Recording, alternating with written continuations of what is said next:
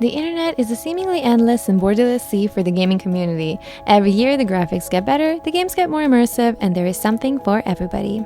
The gaming community is also known to be very diverse nowadays, so much so that you can go from simple hidden object games to very story-heavy open world games. As I said, the sky is the limit for gaming, or well, the bounds of the game itself.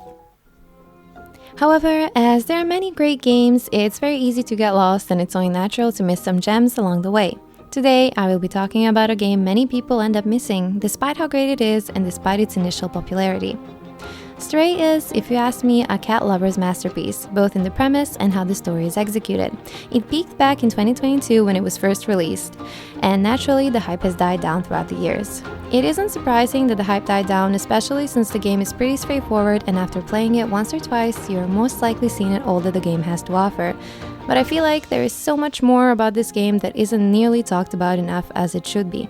My name is Taki and I'll be your host in today's discussion of Stray and how it became a revolutionary game that deserves way more recognition than it gets. So get comfy, grab a cup of tea, and let's dive into this meow-mazing game.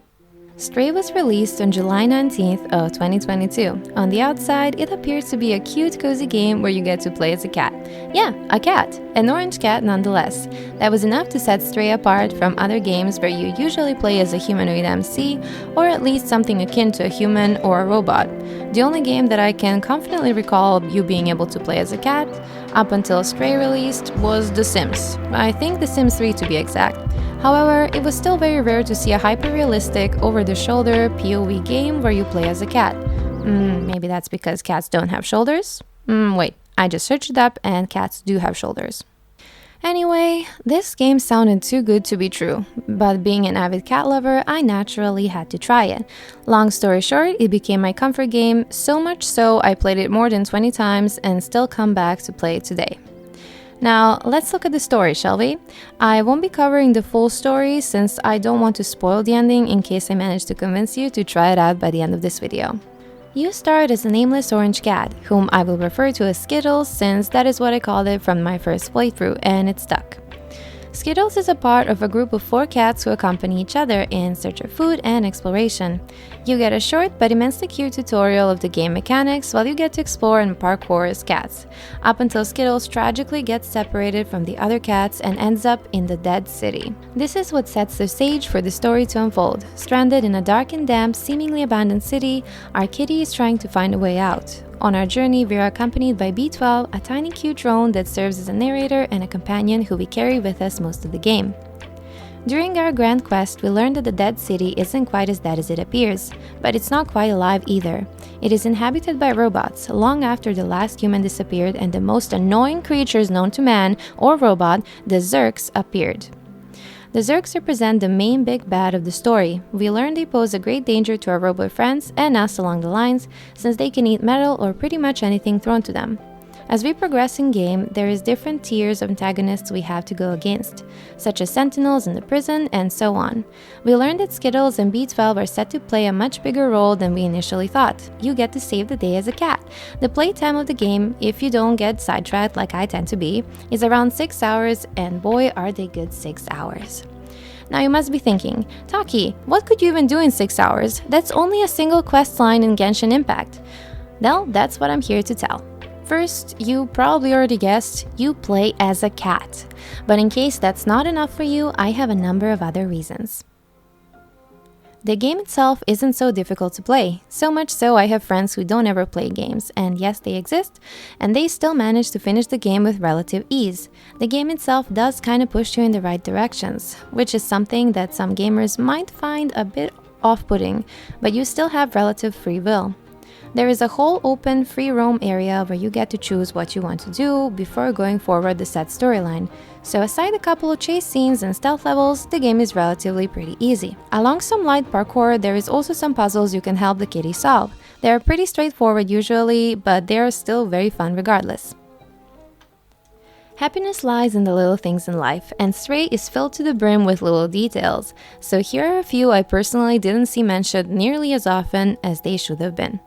Firstly, you can scratch things. You have multiple spots in-game where you can scratch stuff. There is only one time in-game where this mechanic is needed, but they made it so that you can sharpen your claws on multiple things, and I love it. Also, since we are an orange cat, it is only natural we'd spread chaos wherever we set our paw. You can spill paint, destroy a game of mahjong, be an adorable nuisance overall. You have no idea how many times I tripped this robot, and it's so funny every time you do it. I'm sorry I'm so evil, poor guy. Additionally to being a menace, you can also be a cutie patootie. You can snuggle with other cats, but also to the robots, and they react to you giving them love. There is even one robot who you can sleep on, and it's the cutest thing. Your feline shenanigans tend to come in handy in solving puzzles, by the way. Also, I feel I have failed to mention the fact that the cat MC looks so realistic, and that is due to the fact that they used motion capture on actual cats. They also added all the cats in the end credits. How cute is that? The making of this game must have been so fun and unlike anything ever done. One of the mechanics in-game that isn't exactly necessary for the story, but it helps with the immersion and my sanity during exam periods, is the cat being able to take naps. In multiple spaces in-game, you can just take a nap and the screen will slowly zoom out, so you have a very cute screensaver. I used to sit with Skittles, sleeping somewhere while I study. Sometimes the cat just purrs and it's just cute overall. It's safe to say that I have a full folder of this cat just sleeping in various aesthetic places. Shout out to Clementine's apartment, particularly. You can also drink water from puddles, and I love this little detail. I also forgot to mention you can meow on command.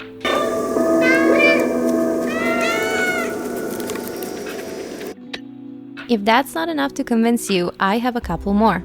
If you see a paper bag and you're a curious little orange kitty, you can stick your head in the bag and then, naturally, you run around trying to take it off. A cool little detail is that the controls get reversed while you have the bag over your head.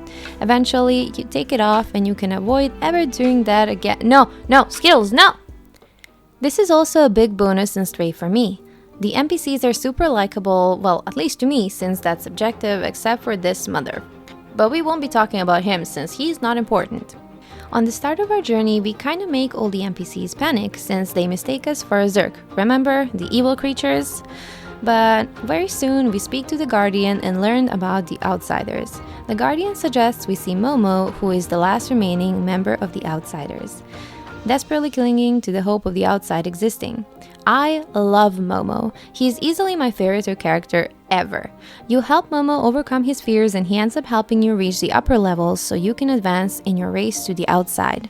He tells us about his friends Clementine, Balthazar, and Doc, who all had big ambitions in reaching the outside but have never returned home. The second of the Outsiders you meet is Doc. You end up rescuing him and bringing him back home so he can reunite with his son Seamus. Later on, you also meet Clementine, a very strong and admirable robot queen, who you help break out of prison. Yeah, prison. And Balthazar, who is honestly a mystery to me, but I like his setup, 10 out of 10. There is a lot more interesting characters, but you'll have to find it out yourself. The game is also peppered with a bunch of other NPCs, and most of them you can interact with. You can even help out some of them, such as Morusk, who you can bring sheet music to and he'll play it for you as you take a nap. I kept it very vague so I don't end up spoiling for those who want to try playing it and exploring, but do let me know in the comments if I should cover the whole story of Stray in a future video. For being a game where you play as a cat, Stray packs a pretty good set of scenes and aesthetics. The first level, Inside the Wall, is the only level where we get so much vegetation, well, apart from the ant village, but that comes on later. It's brutalism overrun by nature, and it's stunning to walk through, and there is actually water physics, very good ones, too. The other levels are mainly inspired by Kowloon Walled City from Hong Kong. The dark alleyways, the densely populated areas, damp and dark, but there is also a lot of neon lights. I think you should see it for yourself. I cannot even begin to describe how pretty the game looks. All in all, Stray is a great game. It's well executed and definitely a joy to play. Except for the Zerks, of course. Ugh, I dislike them so much. But if you haven't already and you're a cat lover like me, you should definitely consider trying it out. It's the kind of game you play to relax, or you need some furry company while you study, some good music, and lovable characters. Stray is the game for you. Also, this video took a lot of work, so I would really appreciate a like or two. I make these for fun, so I'd love to make more of them, so comment if you want more. Taki out!